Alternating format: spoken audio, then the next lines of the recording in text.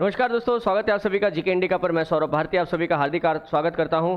दोस्तों 75 दिन 75 test constable और जेल पेरी के लिए दोस्तों ये हमारा टेस्ट 20 सीरीज़ का सेक्शन है, जिसमें मैं डेली आपके लिए 20-20 प्रश्न लेके जाता हूं अलग अलग सब्जेक्ट्स के। दोस्तों आज मैं आपके लिए 20 प्रश्न लेकर आया हूं राजस्थान भूगोल के, और उम्मीद करता हूँ कि अगर आप तैयारी कर रहे हैं और तैयारी को जाँचना चाहते हैं तो ये टेस्ट सीरीज़ आपके लिए रामबाण साबित होगी। दोस्तों जेल पेरी का एग्ज़ाम सर पर है और कांस्टेबल का एग्ज़ाम भी अनाउंस हो चुका है। जल्दी ही उसके फॉर्म भरने शुरू हो जाएंगे और जल्दी ही उसकी डेट भी आ जाएगी, ऐसा मेरा मानना है। दोस्तों अगर आप ये टेस्ट को पूरे अटेम्प्ट करना चाहते हैं तो अभी आप जाइए प्ले स्टोर पर, जीके इंडिका ऐप को डाउनलोड करिए और वहाँ के क्विज सेक्शन में जाकर आप इस टेस्ट को फ्री में अटेम्प्ट कर सकते हैं। इससे पहले भी जितने टेस्ट हुए हैं वो सब भी कर सकते हैं। दोस्तों बिना कोई समय गंवाए शुरू करते हैं। पहला प्रश्न है, निम्न में से असंगत को छाटिए। देखिए मृदा लिखा हुआ है, सामने जिला लिखा है। लाल मृदा डूंगरपुर, भूरी मृदा कोटा, काली मृदा झालावाड़, लाल काली मृदा चित्तौड़गढ़। दोस्तों भूरी मृदा कोटा जिले में संबंधित नहीं है। भूरी मिट्टी आपको अरावली पर्वतमाला के पश्चिम में मिलेगी। कोटा में तो आपको मध्यम काली मिट्टी मिलेगी। किस मिट्टी में सर्वाधिक लोहांश पाया जाता है? लोहे का अंश सर्वाधिक कहाँ होता है? तो दोस्तों लोहे का अंश सर्वाधिक कौन सी मिट्टी में होता है? लाल मिट्टी में होता है। समझ रहे, लाल मिट्टी में है, इसीलिए उसमें क्योंकि उसमें लोहे का अंश होता है, इसीलिए नमी मिलते ही वो क्या हो जाता है? लाल हो जाता है। नेक्स्ट देखिए, राजस्थान केंद्रीय भूजल संरक्षण बोर्ड कहाँ स्थित है? ये भूजल संरक्षण है ना, मैं लिख देता हूं यहां पर, भूजल संरक्षण बोर्ड कहाँ स्थित है दोस्तों? तो ये भूजल संरक्षण बोर्ड आपको मिलेगा दो जगह पर, कोटा और जोधपुर में। कहाँ पर? कोटा और जोधपुर में। नेक्स्ट देखिए, खारी लवणीय भूमि को क्या कहा जाता है?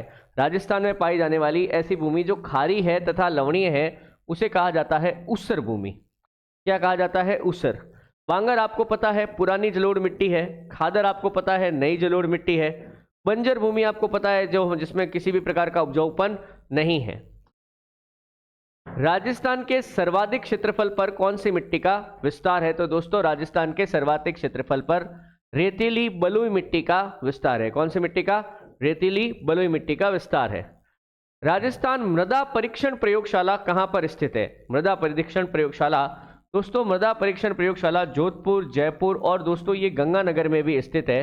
मैं अलग से लिख देता हूं गंगानगर, ये यहां पर भी आपको देखने को मिलेगी।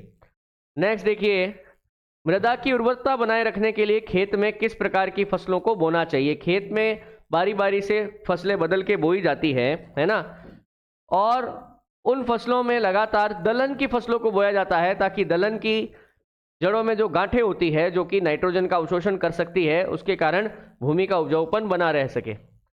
पीली भूरी मिट्टी मुख्यतः राजस्थान के किन जिलों में मिलती है? पीली और भूरी मिट्टी दोस्तों, अगर आप यहाँ पर कहाँ जाएंगे, नागौर और पाली की तरफ जाएंगे तो आपको यहाँ पर कैसी मिट्टी मिलेगी? पीली और भूरी मिट्टी देखने को मिलेगी।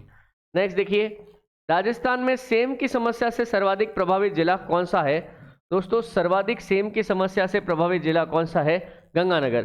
सेम की समस्या आप समझते हैं, जिन जगहों पर अत्यधिक नहरीकरण हुआ है, मतलब भूमिगत जल बहुत ही ऊंचा आ गया है, वहां से अपने आप भूमिगत जल जो है रिस रिस कर कहाँ ऊपर की तरफ आ जाता है, गुरुत्वाकर्षण के विपरीत आ जाता है। ये पानी जब नीचे से ऊपर आता है तो अपने साथ कई सारे खनिज, लवण और नमक को लेकर आता है और जमीन को क्या कर देता है? खारी कर देता है। इसे ही सेम की समस्या कहते हैं। तो सेम की समस्या से सर्वाधिक प्रभावित जिला मैंने गंगानगर लिख दिया था, हनुमानगढ़ है। कौन सा है? हनुमानगढ़। हनुमानगढ़ के बाद फिर कौन सा है? गंगानगर है। मिट्टी की क्षारीयता कम करने के लिए उसमें क्या मिलाया जाता है? जैसे ये मिट्टी में सेम की समस्या हो गई, नमक वगैरह बहुत ज्यादा हो गया, तो आप उसको कैसे ठीक करोगे? आप उसमें क्या मिलाओ? जिप्सम मिलाओ, है ना।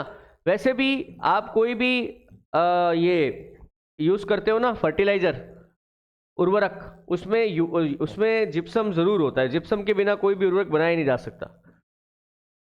सिरोजम या धूसर मृदा राजस्थान में कहाँ मिलती है? तो देखिए सिरोजम या धूसर मृदा जो है ये अरावली के पश्चिमी भाग में मिलती है, जहाँ पे हमारा मरुस्थल वाला इलाका है ना, वहां पर ये मिलती है। सर्वाधिक लवणीय मृदा वाले जिले, सर्वाधिक लवण वाली मृदा वाले जिले कौन कौन है दोस्तों? तो इसका सही आंसर है बाड़मेर और जालोर। क्योंकि देखिए बाड़मेर और जालोर जो है गुजरात से लगते हैं। गुजरात में कच्छ के रण वाला इलाका है और वहां पर मिट्टी में नमक की मात्रा बहुत ज्यादा है, तो ये वहां मिलते हैं। नेक्स्ट देखिए, उत्तरी राजस्थान में मुख्यतः कौन सी मिट्टी पाई जाती है? उत्तरी राजस्थान, गंगानगर, हनुमानगढ़ की बात हो रही है दोस्तों। यहाँ पर गहरी भूरी बलुई मिट्टी पाई जाती है। देखिए क्यों, वैसे तो यहाँ बालू मिट्टी थी, परंतु लंबे समय से यहाँ पर क्या है, खेतीबाड़ी हो रही है, सिंचाई की व्यवस्था हो गई है, इस वजह से यहाँ पे गहरी भूरी कलर की बालू मिट्टी हो गई है। नेक्स्ट देखिए, निम्न में से कौन सा युग्म सुमेलित नहीं है?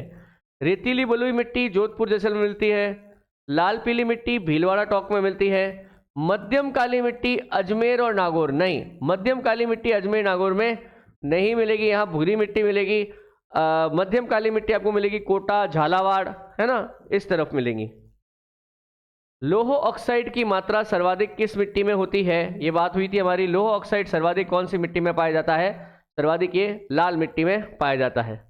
नेक्स्ट देखिए, कौन सी नदी द्वारा सर्वाधिक मृदा अपरदन होता है? सर्वाधिक मिट्टी का कटाव करने वाली नदी कौन सी है? तो सर्वाधिक मिट्टी का कटाव करने वाली नदी कौन सी है? चंबल। कभी कभी ये भी पूछ सकते हैं आपको कि सर्वाधिक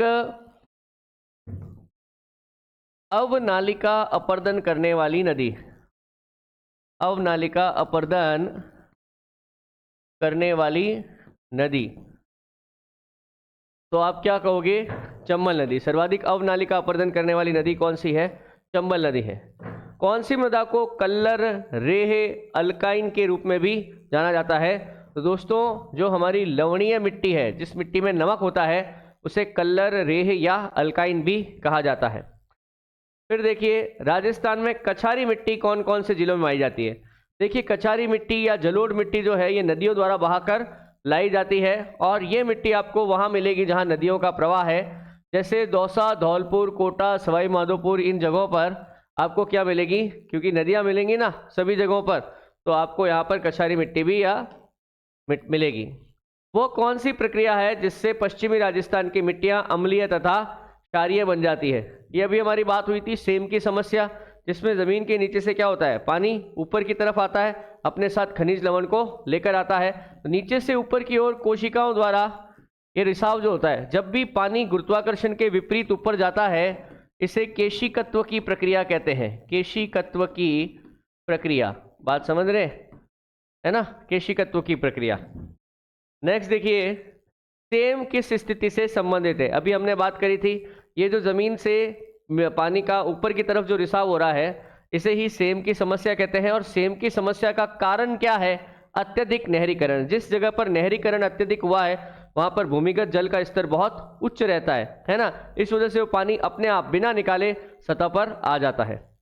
दोस्तों, ये हमारे आज के टॉप 20 क्वेश्चन थे। उम्मीद करता हूं कि आपको ये पसंद आए होंगे। दोस्तों, अगर आपको अपनी तैयारी को जांचना है तो इस टेस्ट सीरीज को जरूर ज्वाइन करना है। आप जीके इंडिया ऐप पर जाइए और क्विज सेक्शन में जाके ये सारे टेस्ट अटेम्प्ट करिए, आपको अपनी तैयारी का बहुत अच्छा जायजा मिलेगा। दोस्तों, बहुत जल्दी ही हम इसका एक डिटेल्ड कोर्स भी लॉन्च करने वाले हैं, तो आप जरूर इस ऐप के ऊपर ध्यान रखिएगा। ऐप से आप इस कोर्स को खरीद सकते हैं, इसमें टेस्ट सीरीज आपको पूरी फ्री भी मिलेगी, किताबें भी मिलेंगी। दोस्तों, मैंने एक नया मटेरियल बिल्कुल कांस्टेबल, जेल प्रेरी, इनको ध्यान में रखकर बनाया है, और मेरे को उम्मीद है कि उसमें से बाहर क्वेश्चन नहीं जाएगा। तो दोस्तों, फिलहाल इस लेक्चर में इतना ही। मिलता हूँ कल नए लेक्चर के साथ। धन्यवाद। जय हिंद, जय भारत।